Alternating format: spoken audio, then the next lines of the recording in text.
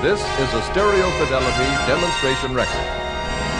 The following tone signals may be used to match the volume levels of your speakers. First, one speaker. This is Admiral Stereo, the pure sound of stereo reproduced for your listening enjoyment, as only Admiral quality-built stereo can do. And now, the other. Every recorded note, each instrument, and the musician's performance is the very same as the original performance. It may be of interest to hear the audio advances made in the recording arts in the period that spans the years from Edison to stereo. First, let's listen to the quality of a disc from the turn of the century.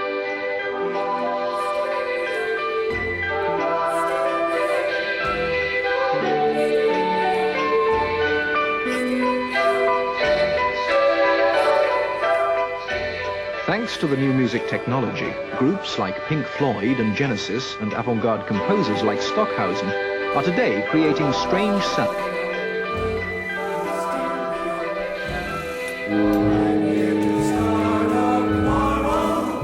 With anyone who says romance is not a no-go. I'm over here, he's over there. We never get a chance to be together. I'm over here, she's over there. We never even talk about the weather. I'm sitting here on my side, just twiddling my thumbs. I'm sitting here on my side, with a harp and drums. He's over there, I'm over here. Who needs this kind of perfect isolation? She's over there, I'm over here. Each date becomes a hi-fi demonstration. We don't progress with progress. There'll be no love affair till he's over here, till she's over here, or I'm over there.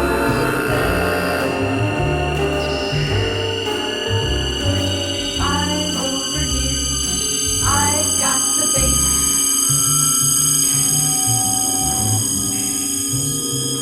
I'm over here, I've got the drums.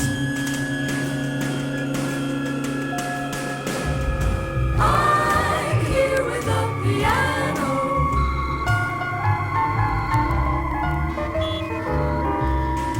I'm sitting with the guitar.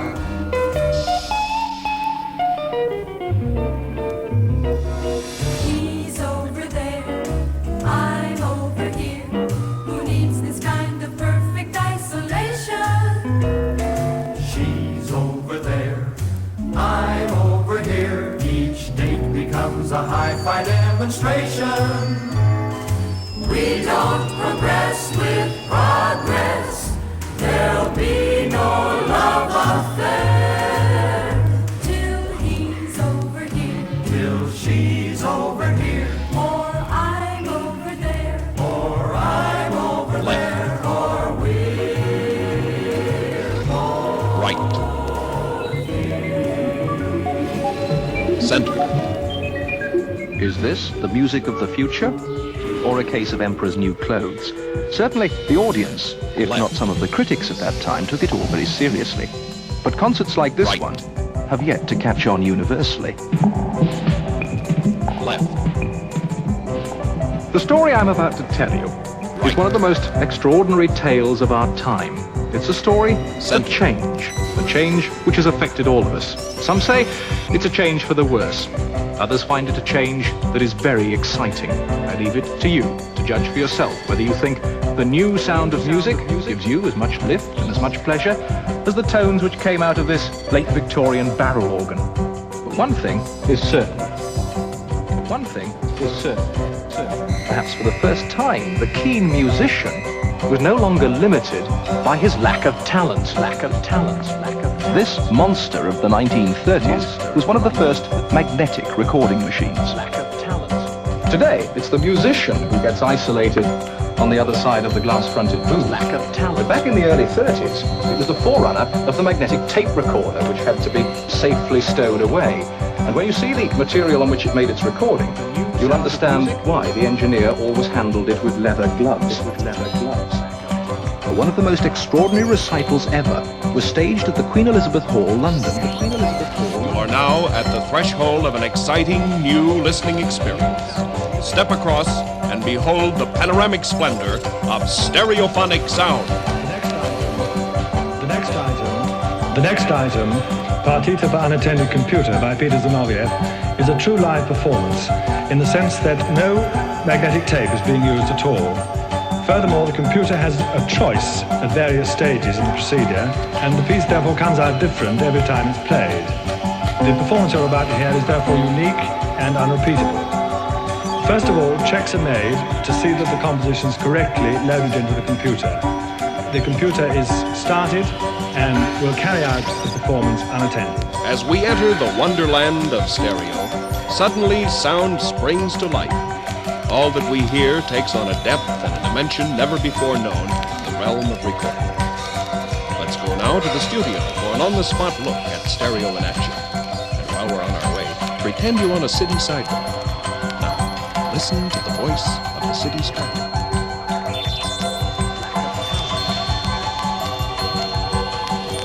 The man behind that recital is one of a new breed of musicians.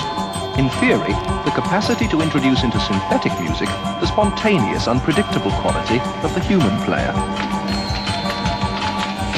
He now types instructions into the computer about how it should juggle the notes it has remembered and replay them in a semi-random fashion, speeding some up, slowing others down. On a visual display, he can see the original music data prior to being modified by the computer. Camden High Street, London.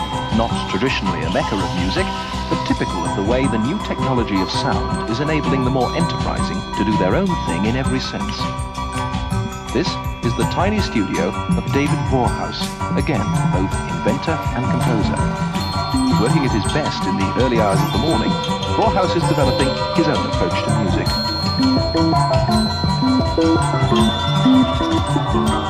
Well, this invention I call the Maniac.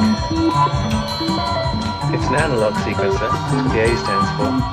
The advantage of analog sequencers is that you can actually play the instrument while it's happening and see the music happening in front of you. This way it helps you compose the music because as you experiment, you come up with new ideas, often better than the original. You can take notes out, put other notes in, or bring in whole new sequences.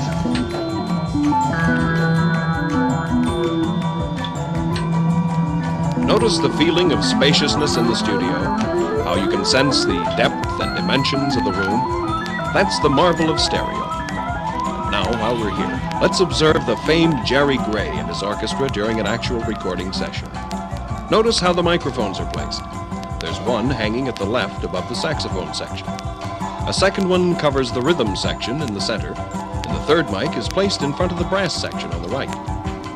Now listen.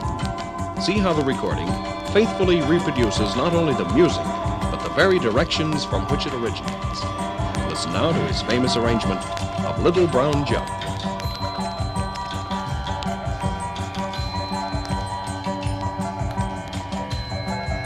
After that sizzler from Julie, a cool swim in stereo would be great. Our mobile unit recorded it just the other day. Take a moment to relax as we listen to the playback. Listen to the playback. Listen to the playback.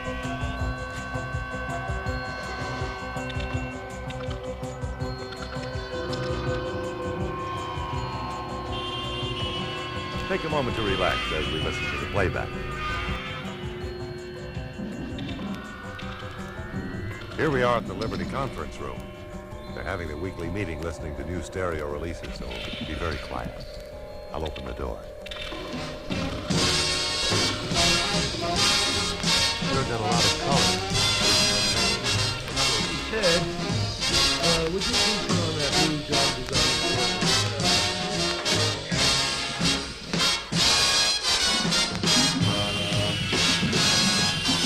At the place from which you intend to listen to the recording.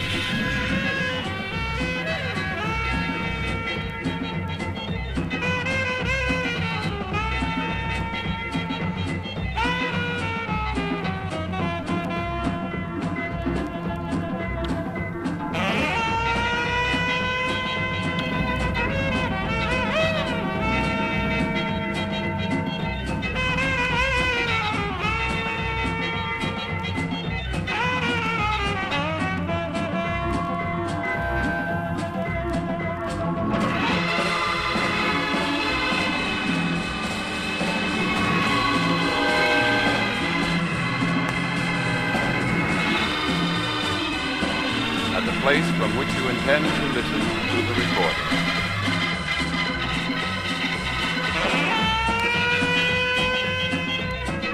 At the place from which you intend to listen to the recording.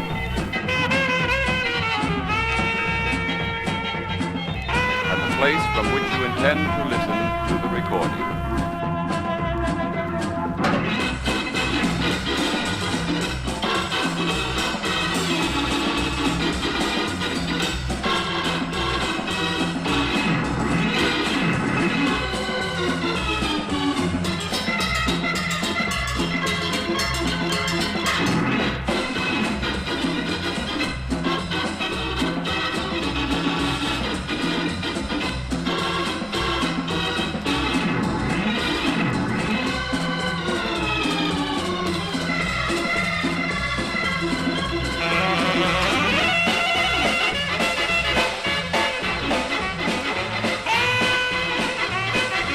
So, what have we got now?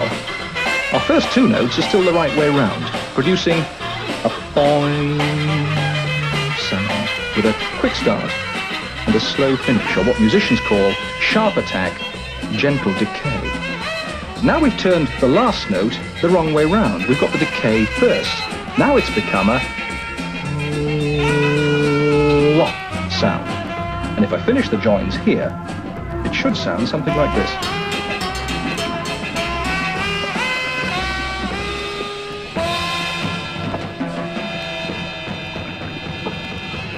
In 1958, a reluctant BBC was forced to allow a tiny group of enthusiasts to get some gear out of redundant stores and establish itself here in 2 rooms in London's Maida Vale. The BBC presents Private Dreams and Public Nightmares, a radiophonic poem. Radiophonic workshop. This program is an experiment, an exploration. A radiophonic poem. It's been put together with enormous enthusiasm, equipment designed for other purposes. A radiophonic poem. The basis of it is an unlimited supply of magnetic tape, a recording machine, razor blade, exploration, and something to stick the bits together with. And a group of technicians who think nothing is too much trouble provided it works. Exploration. You take a sound, any sound, record it, and then change its nature by a multiplicity of operations. You adjust filters, echoes, acoustic qualities. You combine segments of magnetic tape. By these means and many others, you can create sounds which no one has ever heard before. Sounds which have an indefinable and unique quality of their own. Here's the problem, is to construct a noise screens of semi-abstract background music against which the listener can project his own You can compose a vast and subtle symphony from noise and pin dropping. That one of the most vibrant and elemental sounding noises in tonight's program started life as an extremely tinny cowbell. It's a sort of modern magic. Many of you may be familiar with it. They've been exploiting it on the continent for years. But strangely enough, we've held aloof, partly from distrust. Is it simply a new toy? Partly from complacency, ignorance too. We're saying at last that we think there's something in it. But we aren't calling it musique concrète. In fact, we've decided not to use the word music at all. Every sound you hear in this program is a new one. It's specially made.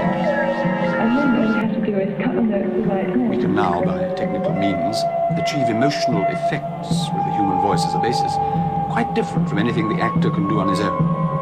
And the program has been put together inch by inch. Not to prove how clever we are, but because we believe that radio hasn't exhausted. poem. We believe that such an art form may exist, quite distinct from the poem on the page or the poem read aloud.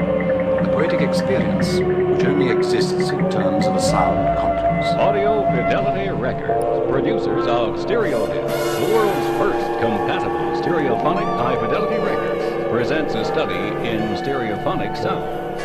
In conventional recording, you hear a combined sound from a single speaker. But now, with a wonderful new miracle of stereo, two sounds originate simultaneously from a single groove, and each sound is fed to a separate speaker. Now, just listen. As you can hear, the miracle of Stereodisc is the perfect reproduction of the instrument, both as to performance and as to placement. Now let's have some fun with a 200-ton musical instrument known as the steam locomotive. Here it is, arriving and departing on Audio Fidelity's stereo disc called Railroad, the sounds of a vanishing era.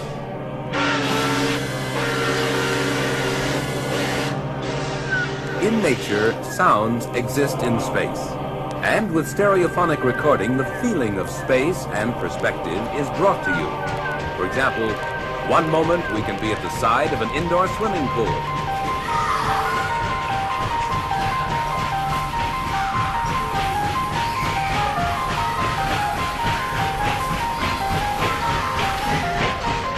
Next moment, we're trackside at the famous 500-mile speedway race.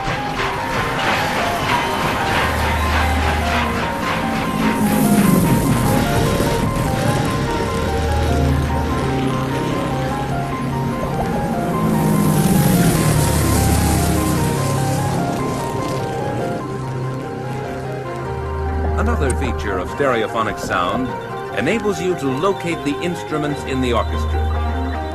The trumpet,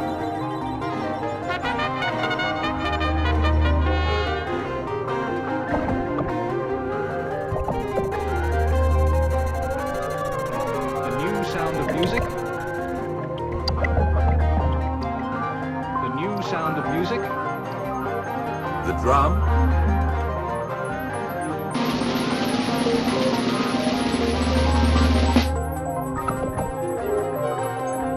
the oboe, The new sound of music.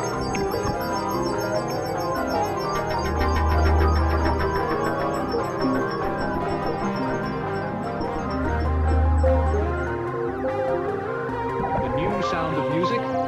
the cymbal,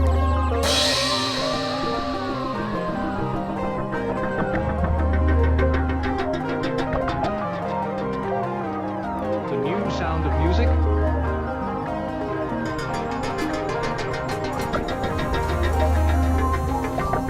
Each instrument can be clearly distinguished as they perform together in the full orchestra.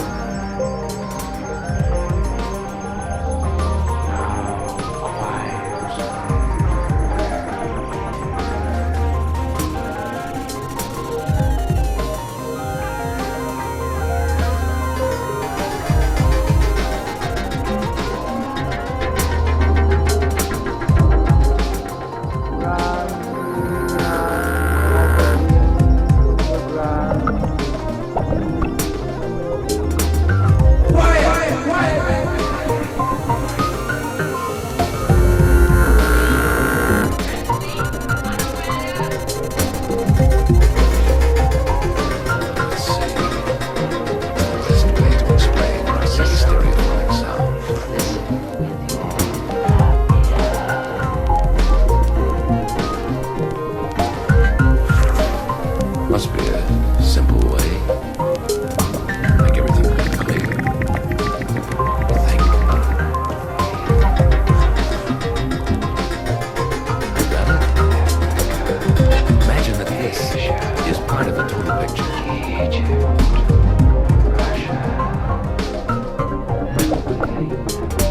And over here is another part of the total picture.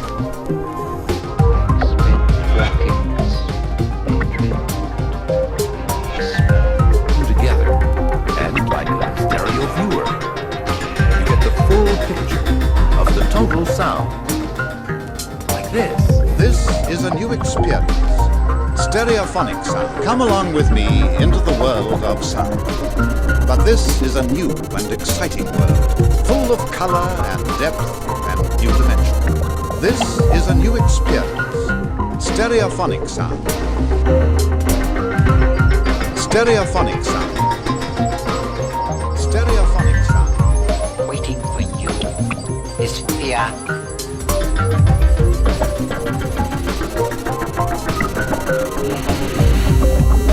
Blanket of your sleep, the back of the brain.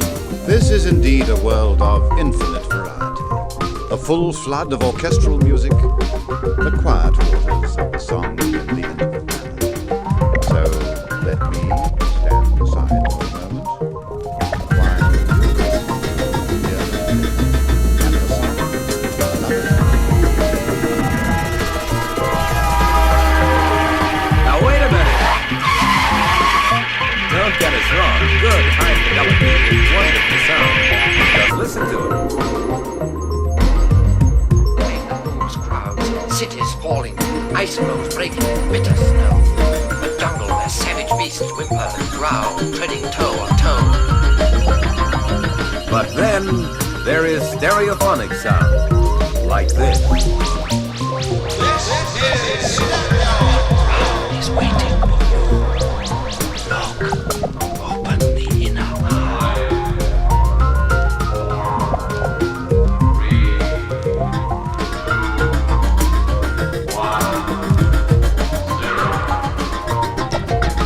Black stones, that bodiless head sunk into the landscape of rock and desert sand, almost like a moth dropped by an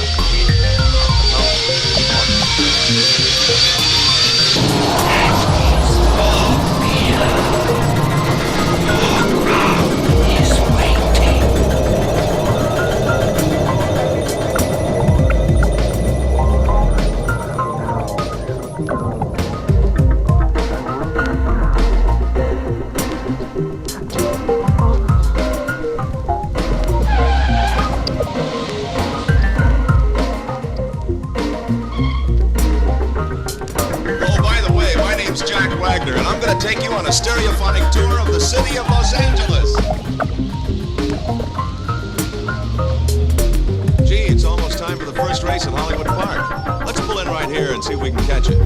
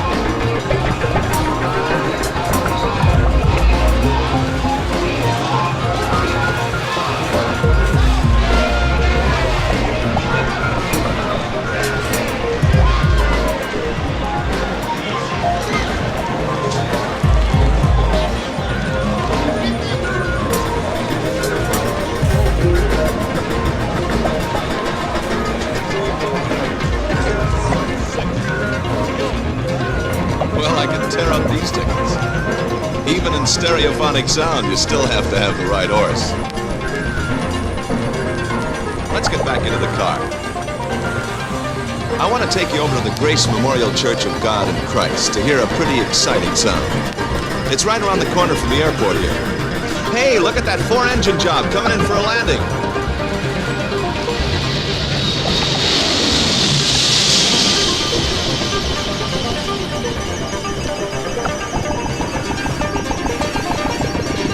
Grace Memorial Church of God and Christ. Their service in stereophonic sound is quite an experience. Listen.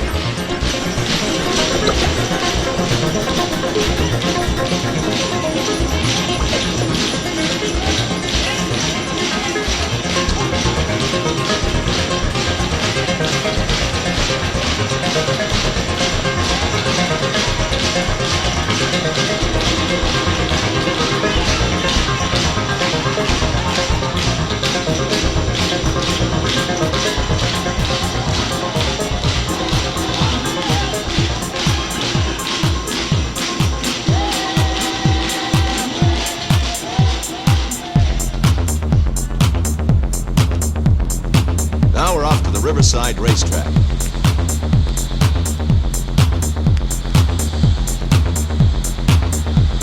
There's sports car racing going on there, and the sounds are just tremendous. Look at those cars. Maseratis, Ferraris, Porsche Spyders.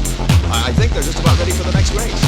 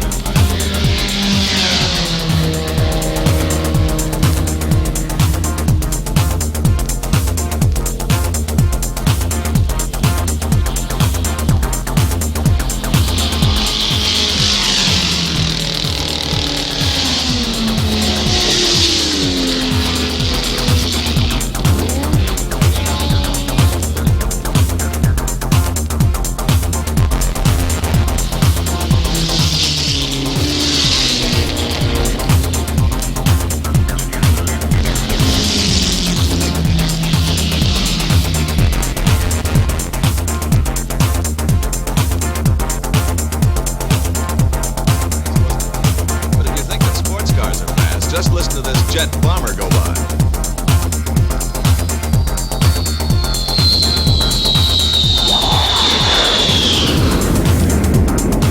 It's getting a little late now. We better get back to town. Hey, we're really in luck. Here comes the Southern Pacific freight train.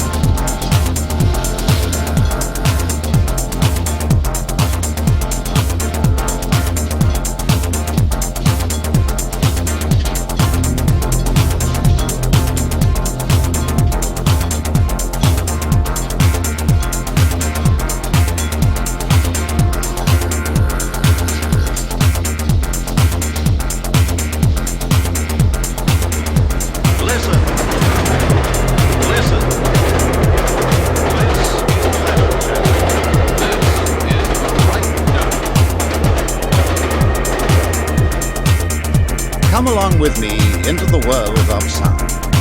But this is a new and exciting world, full of color and depth and new dimension. This is a new experience, stereophonic sound. Come along with me into the world of sound. But this is a new and exciting world, full of color and depth and new dimension. This is a new experience. Stereophonic sound. Listen. Listen. This is the left track. This is the right track. Stereophonic.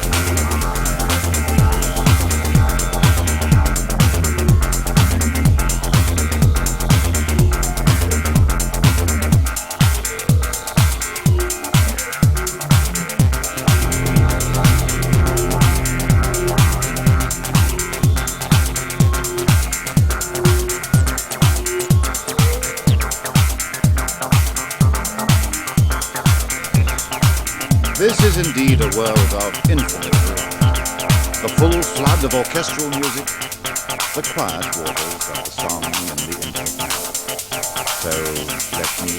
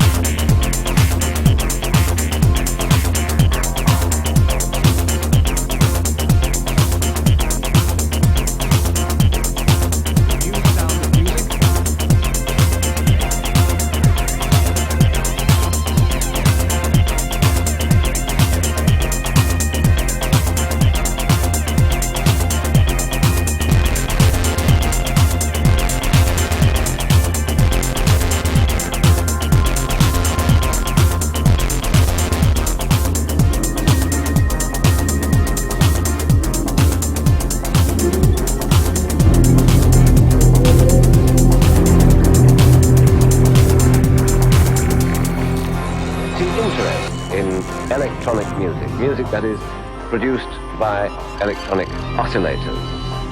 Think of a sound, now make it. Any sound is now possible. Any combination of sounds is now possible. Think of a sound, now make it. Any sound is now possible. Any combination of sounds is now possible. I think people who judge it harshly have to remember that it is in a pioneer stage as a viable art form. Electronic music proper is not about making instrumental type noises. One thing we've got is that there's a missing chapter, which is EMS in all the books about electronic music. People do not know what an incredible mechanical adventure we're up to.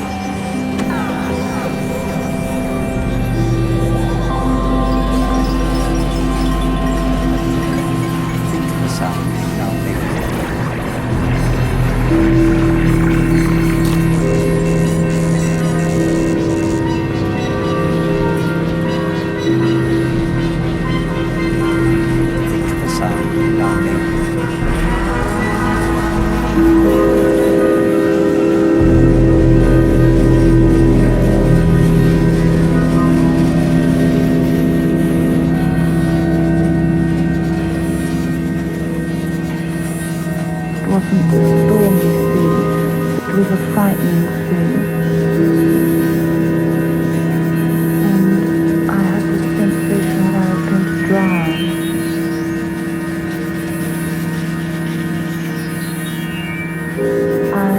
Disappeared under the sea. And I would surface again. And I would start to drown again. And I would surface again, come up again. Then I would go down again. With electronic music, I was always much freer in the beginning. I was more inhibited with my instrumental music because I actually took it as a course. I went to a counterpoint teacher. I was to some extent inhibited by what I was taught. My clothes and back. All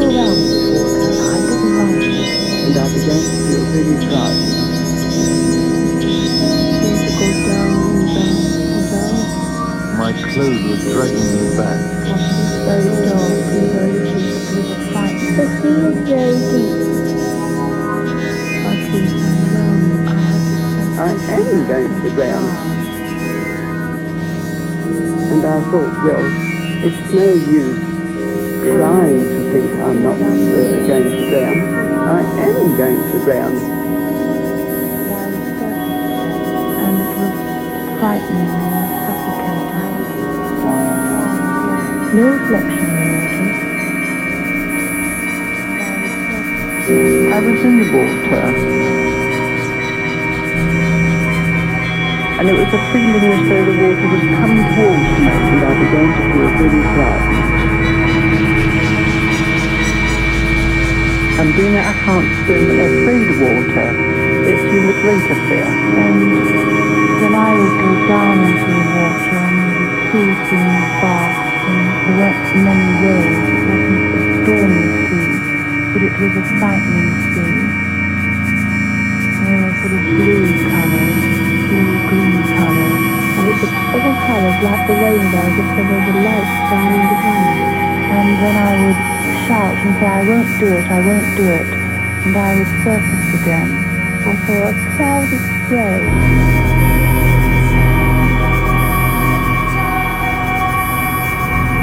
When I started to seriously design a studio, this coincided with the post-war appearance of an enormous amount of junk from the Army, Navy and Air Force. So for someone who knew what to do and could handle a soldering iron and could design audio equipment, even if you only had 30 shillings in your pocket, you could get something. And so I was able to get started on my electronic experiments. Think of a sound, now make it. Any sound is now possible. At this point in London's history, high modernity, London is being rebuilt after the Second World War. And I think you can think of people like Tristan McCreary as dreaming of a future soundscape of London.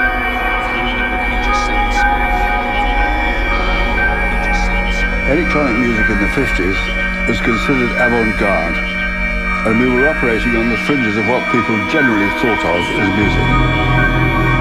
I saw a cloud of spray, and I had this sensation that I was going to drown. And I would surface again, and I would start to drown again, and I would surface again, come up again. Then I would go down into the water, and I had this sensation that I was going to drown. And it was frightening and suffocating. It was all around me, this water. I didn't like it, and I began to feel very frightened. I must tell my mother. All I can remember is falling into the water. It was very dark and falling down, down, down. It was very dark and very deep. I seemed to be drowning. I must tell my mother. My clothes were dragging me back. The sea is very deep. I go into the sea and I will go down to the bottom and there is some land there. The land at the bottom of the sea. Very still, flat. No reflection. Lovely clear water. The water looked to be rather a sort of bluey. I didn't like it.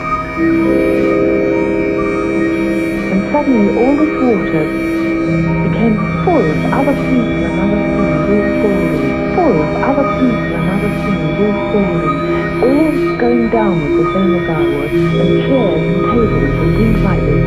And all these people were all floating downwards in this water, chairs and tables and things like this. And I put my arms out and tried to catch hold of them. And I began to feel very frightened. I was in the water, And it was a feeling as though the water was coming towards me. And being that I can't swim and afraid of water, it seemed a greater fear. And as I sort of pushed back, and I felt I was pushing back the water, so I felt the mud in my hand. And then I seemed to be clear the mud, which was really saturated. With the invention of tape, for the first time, a high-quality linear recording medium could be easily edited. And as I pushed and pushed, so I came across something, and I was still pushing, and I knew it was somewhere. With the invention of tape, for the first time, a high-quality linear recording medium could be easily edited. This was a revolution in recording. Musique concrète is music built out of found sound. So you'd be applying musical techniques and musical theory to non-musical sound. So musique concrète was what the Parisians called music which is cut from real sounds, recorded by a microphone. Electronic music, on the other hand, uses oscillators and no microphones. It uses generators to generate it. Personally, I find these distinctions a bit academic. I don't care. I'll mix and match. I'll use some electronics and some real sounds. The sound now naked. Any sound is now possible. The BBC were fairly slow off the mark, you see. They didn't start their radiophonic workshop until probably 1957 or so. I mean, composers often came to me who couldn't handle electronics at all, and they would lean on me to come and get me to do sounds for them in my studio. Think of a sound, now make it. Any sound is now possible. Any combination of sounds is now possible. But very often, I would come to a point of working on something where I wanted a certain sort of filter or a certain sort of gadget which I hadn't got. So I would stop being a composer for the time being and become an engineer for a couple of days, design this new thing, build it. It probably wouldn't work the first time, test it, get it right, and put it together, and then get on with the piece. Suddenly I'm falling. I'm falling upright. I was falling and twisting. And I felt them. I could feel the shoulders, then the face, and then I could feel this tin hat. Suddenly I'm falling. And as I pushed the hat one side, the helmet one side, so I could see my youngest brother's face. I'm falling upright. And then I felt him, knowing a little about first aid, and I felt him, and felt down the body. And as I got to the hip, he more or less shuddered. And I could see by his face that he was in pain, even though he had the mud and stuff on it. I was falling and twisting. I pushed the hat back, and I thought to myself, I know he's safe. It's a lie. I must tell my mother. He just wasn't, because he was dead. He looked like him, but he just wasn't, because he was dead. I just walked towards him. I just picked him up. And he wasn't anymore. And I couldn't think he was my baby. He looked like him, but he just wasn't, because he was dead. I go into the heat, and then I go right down to the bottom and there's some land there. Think of a sound, now make it. Any sound is now possible. Any combination of sounds is now possible.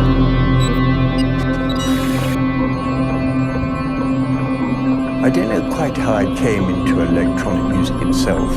I like doing experimental music by recording sounds. And it was very early on that I realized that cutting tape was a hopeless procedure, and that really this had to be done in a more sensible way. This was the beginning of a digital age. A friend of mine gave me a crystal set, and that started me on electronics. Putting aerials out of the window, risking death by lightning. The trouble with sampling is that to get a sound which sounds the same as what you put in requires a huge lot of information. So the whole of this computer's memory, which was about 8,000 characters, was occupied with storing this little fragment of sound. Suddenly I'm falling. I'm falling upright. I was falling and twisting.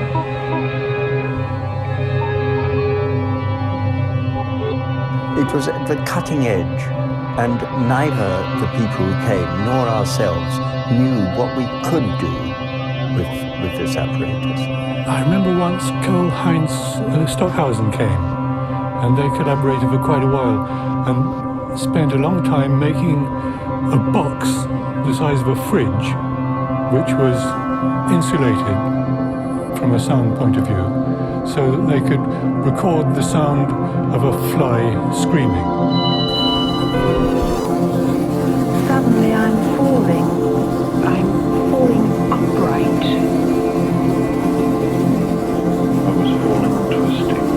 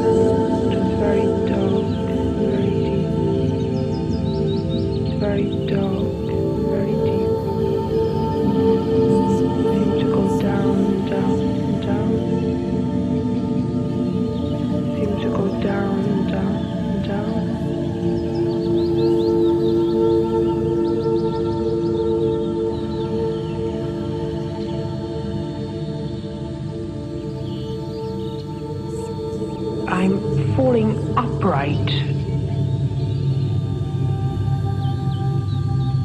And I've finished. I'm just sinking into this great black void.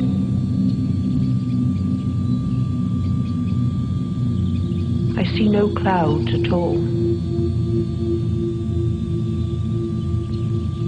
It's in space. A complete feeling of space and nothingness.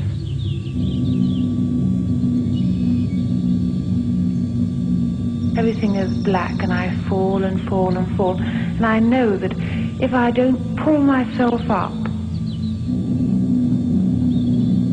if I don't forcibly stop myself, I'll die if I reach the bottom. So I make a tremendous effort to stop myself. I must stop myself doing this. I jump in the air, and there's a great big jump. And then I stop dying.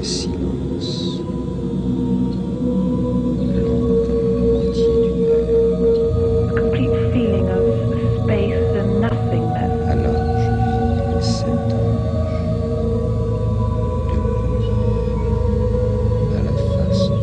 I see no clouds at all.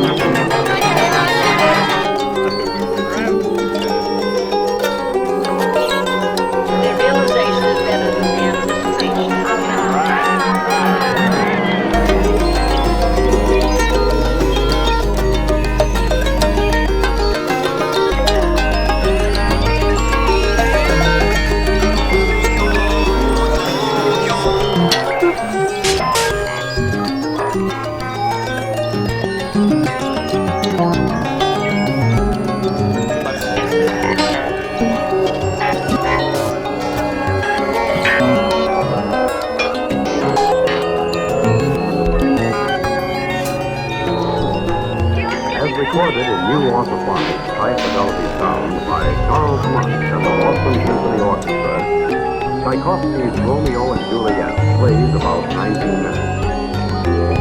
This production requires the varied skills and talents of some 375 people and some 3,000 man-hours of work. Let's see how some of those hours were spent to bring you the music you want, when you want it. First stop, Symphony Hall, Boston, Massachusetts.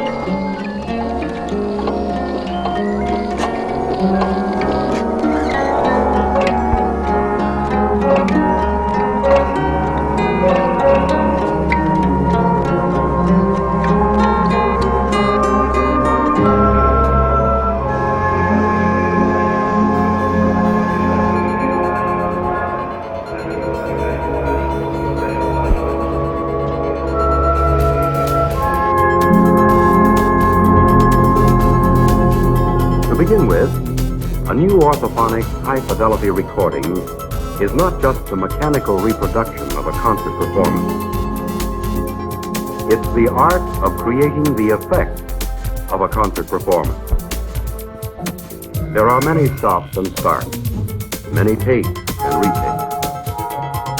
That's because the end object is a planned illusion. The illusion as you ultimately hear the music played back to your phonograph. Yet although there was a major influence from the world of the visual arts, there was also a more academic element to these bands. Unlike the various artists from the Zodiac scene or those in Amandoul, the organizations Florian Schneider and Ralf Hutter and Cannes' Olga Shukai and Ermin Schmidt were classically trained musicians. And classical music itself had been going through some radical changes since the 1930s, with various composers striving to introduce an electronic component into it. A major figure in the introduction of new sounds and electronic techniques in this area was Frenchman Pierre Schaeffer. Pierre Schaeffer was important in France because he had a studio in Radio France. Most of the early electronic studios were in radio stations in the late 1940s, mid-1950s, because they had the equipment. The equipment they were using was basically tone generators, oscillators, sine wave generators, very basic sound equipment that produced, that changed sound waves, and then they didn't have tape. Pierre Schaeffer's early electronic music.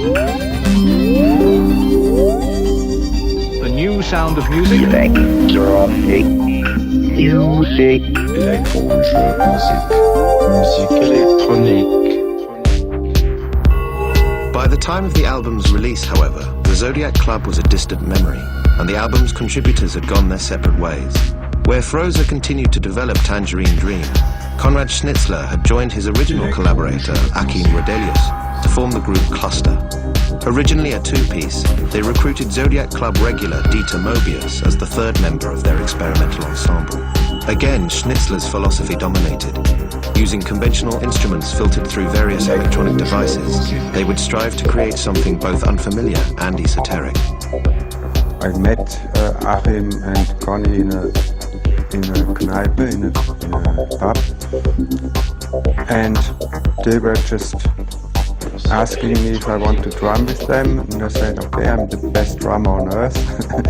And next day I went to their place, and they showed me the stuff. They had everything for me ready to be played. And after 2 days, I think we had our first show in a gallery. We made a 12 hours non-stop show, and 2 days later we left Berlin forever in a big yellow post truck. And we tried to make our living with the music, which was in the beginning really very hard. We went with a postbus from Berlin in '69 and stayed on the road for about 2 years, wandering from one city to another city, knocking at museum doors and saying, here we are, we want to do something, are you aware of us? No. So you will be aware if you let us play here. And it worked. In these years it worked. We just could survive, that was all. But we had big fun, it was a great experience, we met a lot of people, and we made our audience by this way, just traveling from one city to another. From the north, from Oslo down to Ljubljana. Cluster was really lucky to to be able to do this way, to work this way, even though we were very marginalized.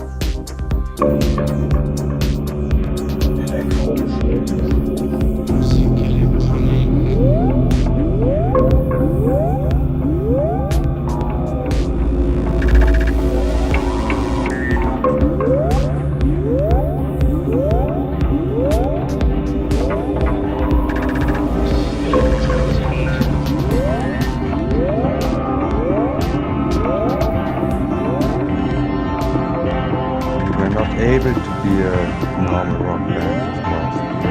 Couldn't play guitar riffs or real bass or play real drum.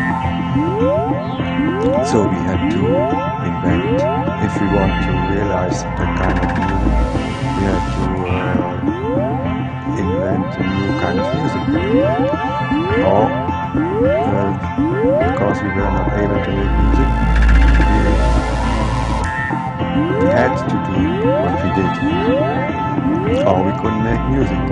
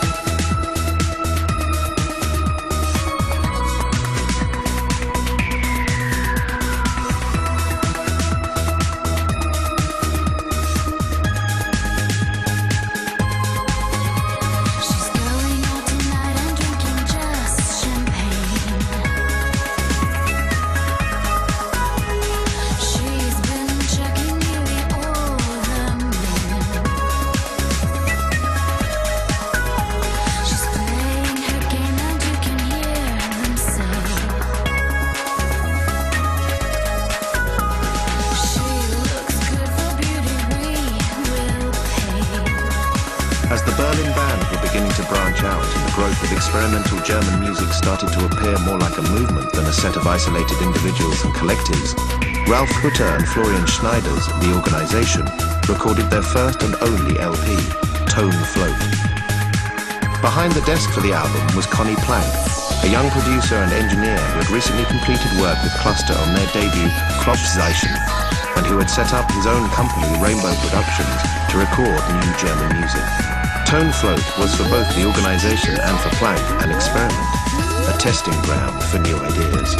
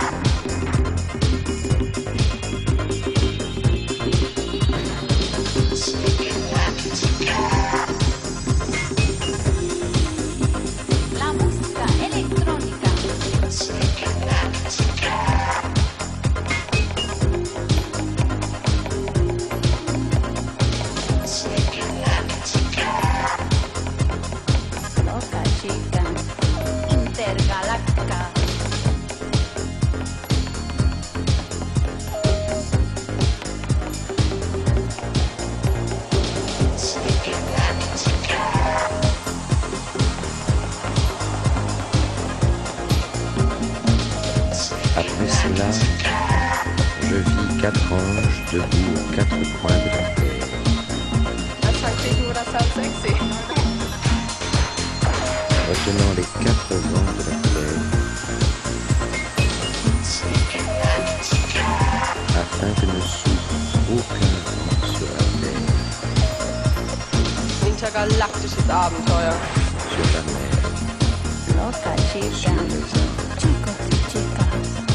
sur les arbres.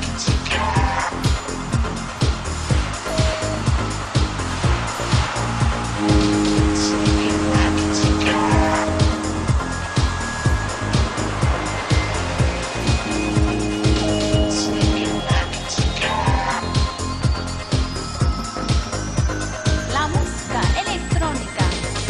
Intergaláctica.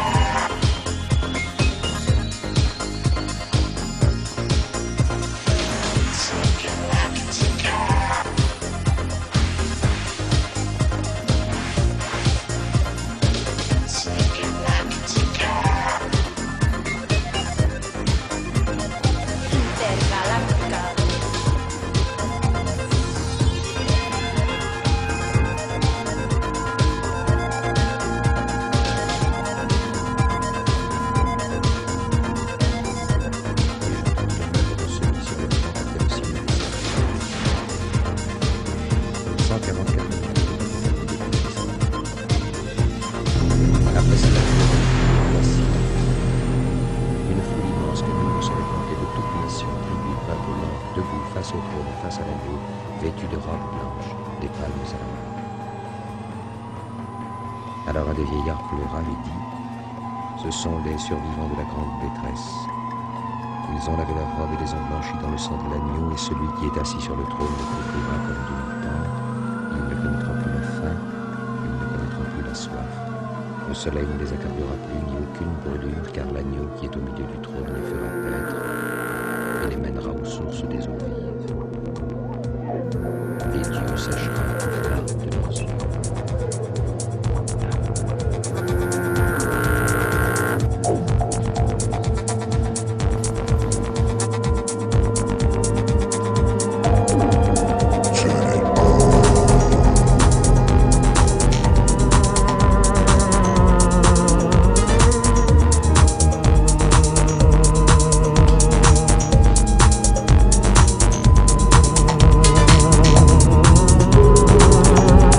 Those hands are playing the strangest musical instrument in the world.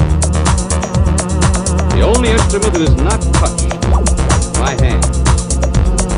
This is an answer to a request here. This comes from Joan Westbrook, Atlanta, Georgia. Dear Art Baker, I have heard of a musical instrument that can be played without touching it. If this is so, I would like to see and hear it. Joanne Westbrook. All right, Miss Westbrook, you asked for it. And there it is. The theremin, T-H-E-R-A-M-I-N. A very strange instrument that is played without anyone touching it at all. And the artist who is playing the theremin is one of the few theremin soloists in the entire world. A very charming and lovely Will America.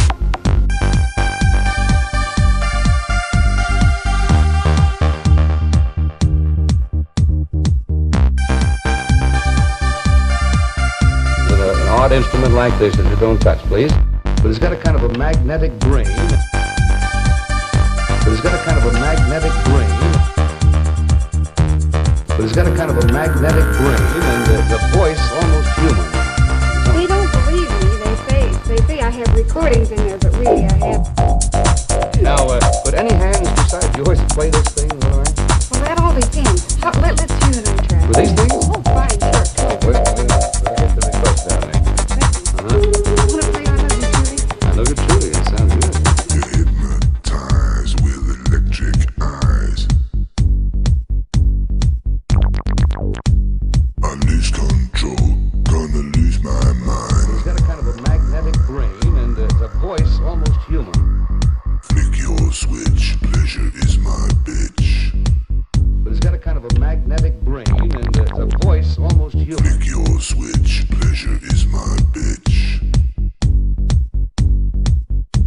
up the pleasure control.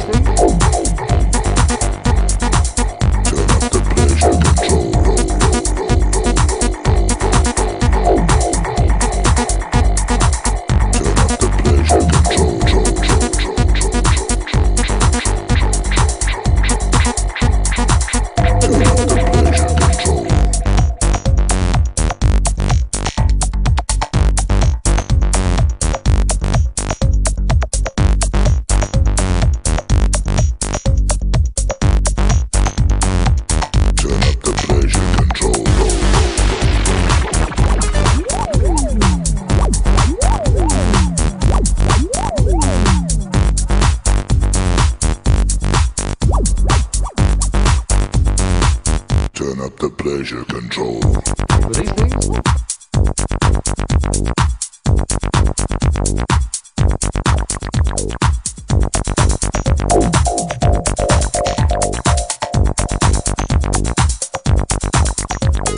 Flick your switch, pleasure is my bitch.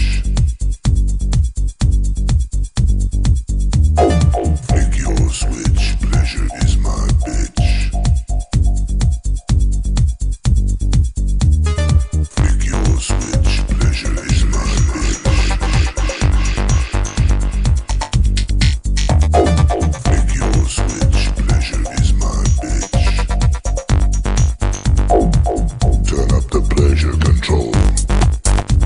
He's got a kind of a magnetic brain and a voice almost human.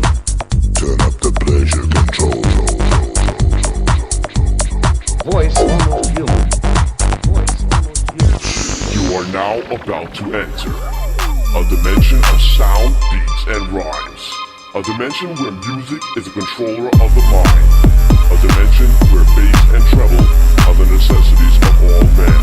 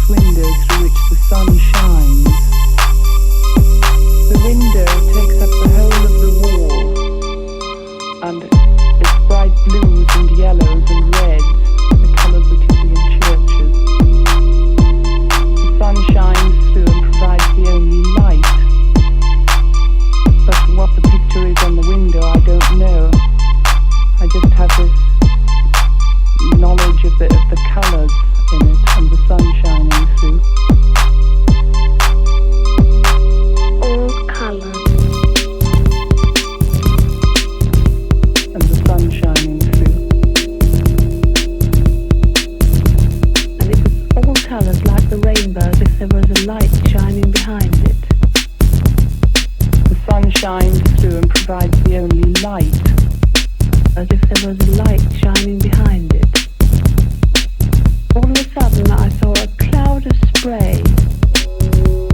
The water was coloured. Suddenly I'm falling. I'm falling upright. I was falling and twisting. I'm falling upright.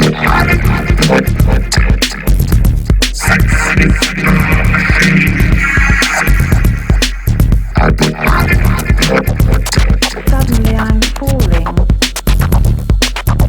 I'm falling upright. I was falling and twisting. I'm falling upright. I can see green. Lush green. Green all round, green in the foreground. Green as far as I can see, getting hazier and hazier. And then meeting the blue sky coming up above. That's about the only other colour I can see. There's lush green leaves in front of me. There's browny green down the valleys.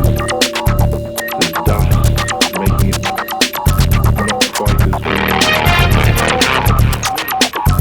Suddenly I'm falling. It's just vivid green.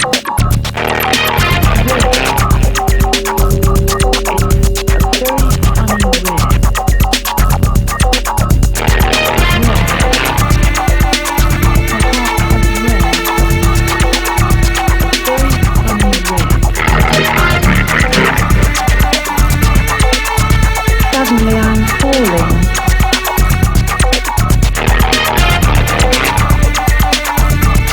I was falling and twisting.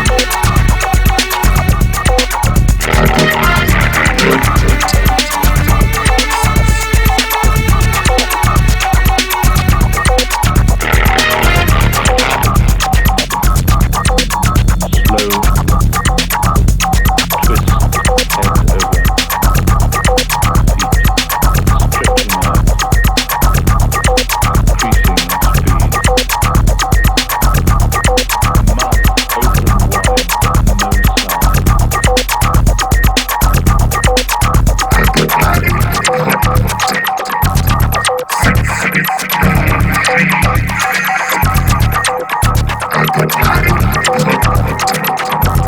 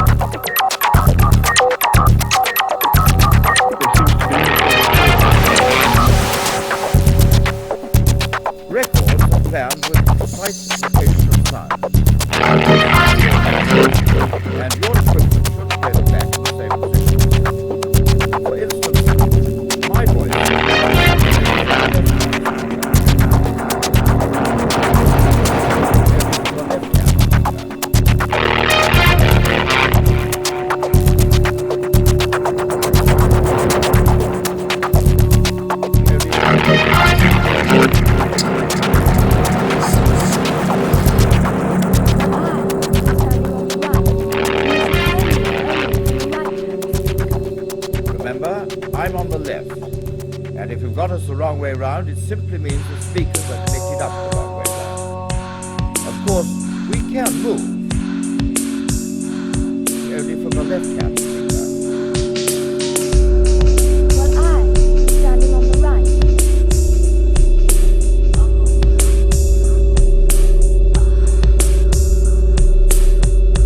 If I start a metronome,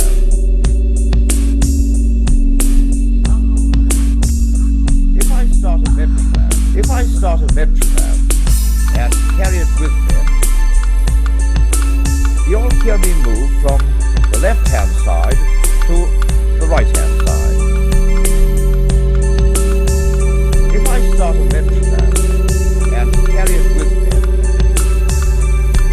you'll hear me move from the left-hand side to the right-hand side.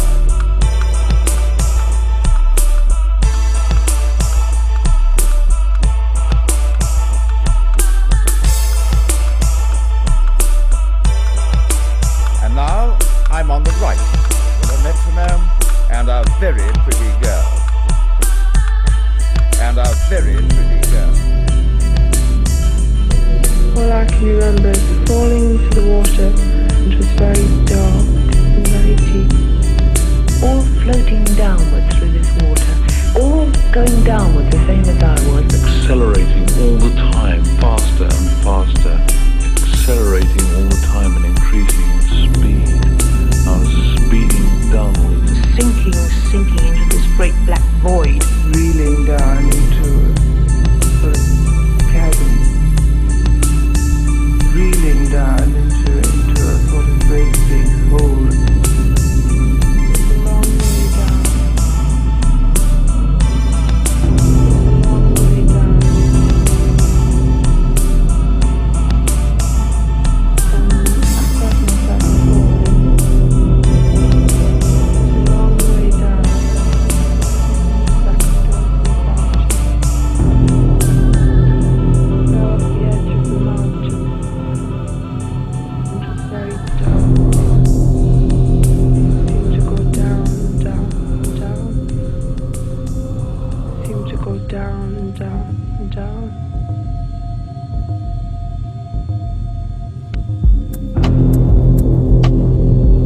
It was a long way down.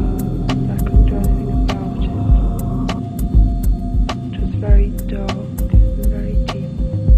It was very dark and very deep. Seemed to go down and down and down. Seemed to go down and down and down.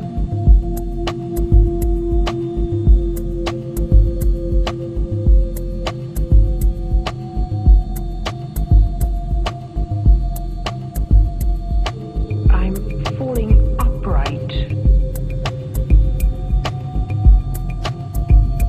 And I've finished. I'm just sinking into this great black void.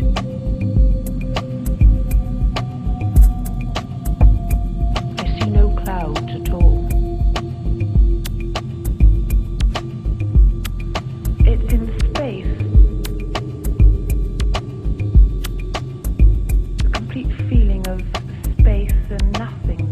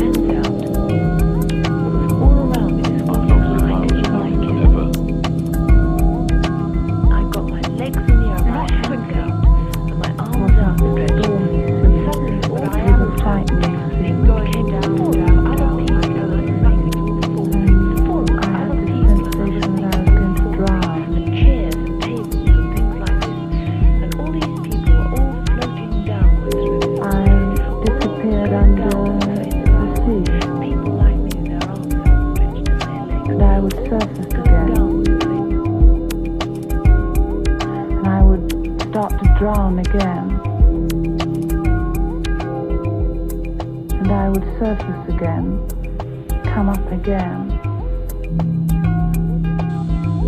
Then I would go down. Suddenly I'm falling. And I'm falling upright. And drown. I was falling and twisting. And it was frightening. I'm falling upright. My clothes were dragging me back. It was all around me, this water, and I didn't like it. And I began to feel very frightened. Slow. Down, down, down. Twist. My clothes were dragging me back. Very dark and very Stretching out. The sea is very deep. Increasing in speed. I seem to be drowning. Mouth open wide, but no sound. And I thought, well, it's in space. Trying to think I'm not going to drown. I am going to drown. A complete feeling of space and nothingness.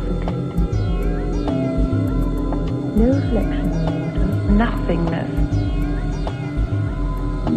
I was in the water. Started off by floating. And it was a feeling as though the water was coming towards me. And I began to feel Held up very by frightened. my garments which had already held me back. All coloured.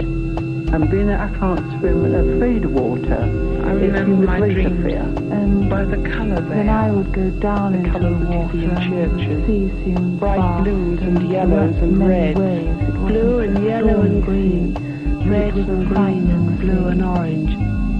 The colours that you see in churches, bluey greeny colours, and it was all colours like the rainbow, as if there was a light shining behind it.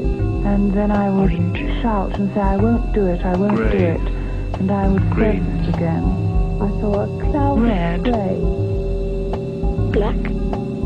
Rising high up into the air. Black and blue all and colours green. like the rainbow, as if there was a light shining Sometimes behind it. it is blue and sometimes it is I saw green. a cloud of spray. It's just vivid green. I had this sensation that I was going to drown. It's red. Kind of a terracotta red. I would surface again. Red. And I would start to drown again.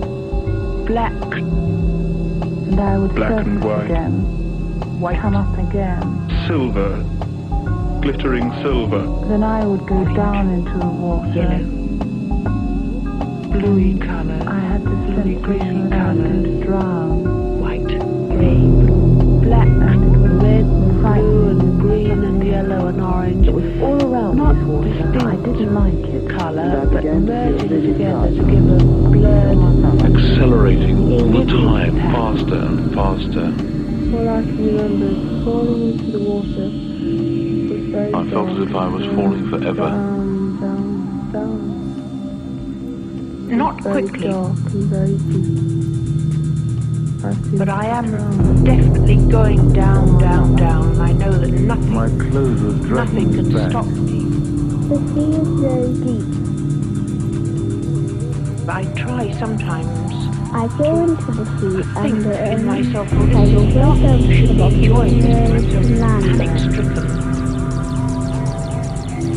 I land at the bottom I know of this is sea. the end. I've finished. I'm just sinking into this great black void. I see no clouds. Lovely clear water. The All I water can looked remember to be is rather falling into the sort of water. It was very dark. I didn't like it. Very deep. All floating downwards. And suddenly all this water going downwards the same as I was. Accelerating all the time, faster and faster. Accelerating all the Falling, I got my legs in the air, my hands down. I was speeding All down. around me, thinking I didn't like this great black void. breathing down. I got my legs in the air, my hands down, my arms out, and I put my arms out. Suddenly all the water full of other people and other things, full of other people and other things. I was in the water. Chairs, tables, things like this. And it was a feeling as though the water was coming towards me. All going down. You know, I can't swim and afraid of water. It's the greater fear. All going downwards the same as I. And as I sort of pushed back, I started pushing back the water, so I felt the mud in my All hand. floating downwards from the water. People like me, And then I found the picture of the mud put my arms up, tried to catch hold of it. And I tried to catch hold of it. And as I pushed and pushed, so I came across something. I was still pushing, and I knew it was somebody. All I can remember is falling into the water. And I felt them. I could feel the shoulders and the face. All floating downwards. And then I stood in a hat. Going downwards the same as I was. Accelerating all the time, faster. And as I pushed the hat one side, the head on one side, started feeling something. Speeding down.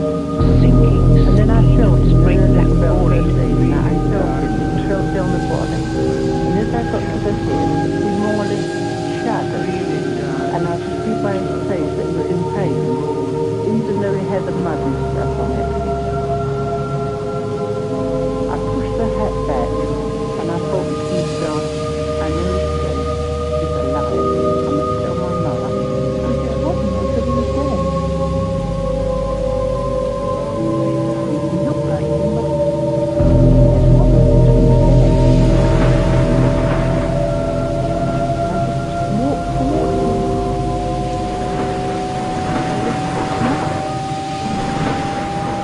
And he wasn't anymore. And I didn't think he was my baby. He looked like him, but he just wasn't because he was dead. I go into the street and then I go right down to the bottom and there can land there. I always die on the land.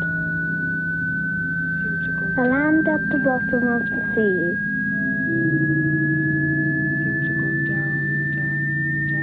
I look into my face and tell.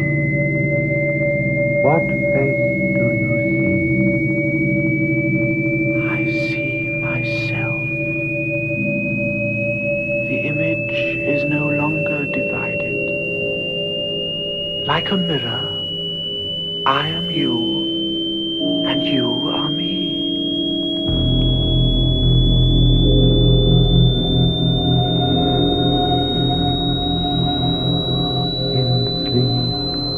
Our shadows cling like those of lovers. As lovers, we can shut out the world, not think upon tomorrow, nor think upon our ruthless awakening.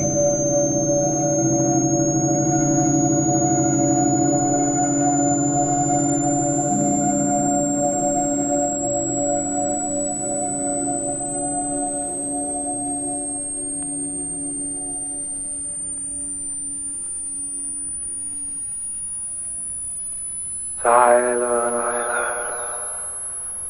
silence. Together we are everything and nothing. Before us and behind us, silence. The void where the moment of our lives becomes eternal.